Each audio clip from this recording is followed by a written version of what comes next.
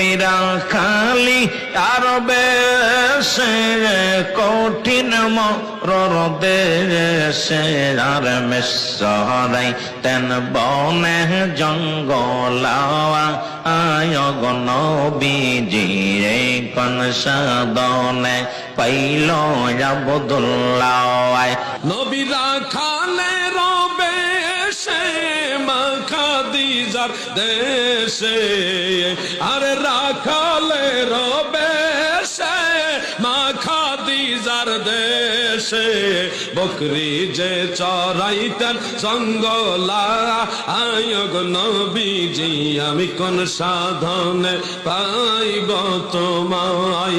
রাখালিয়ার বেশি মাখা দিজার দেশে বকরি চরা বন জঙ্গলা আই গো নবীজি কোন সাধনে পাইব তোমায়। ও নবী রাখালিয়ার বেশে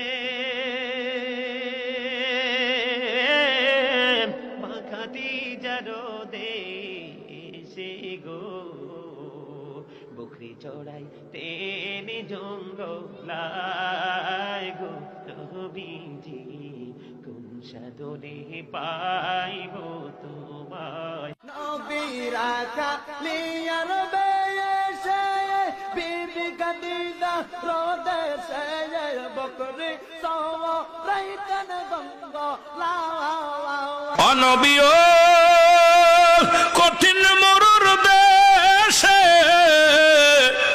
আইলা রাখালি আর বেশে মেসরাইতেন বনে জঙ্গলায়।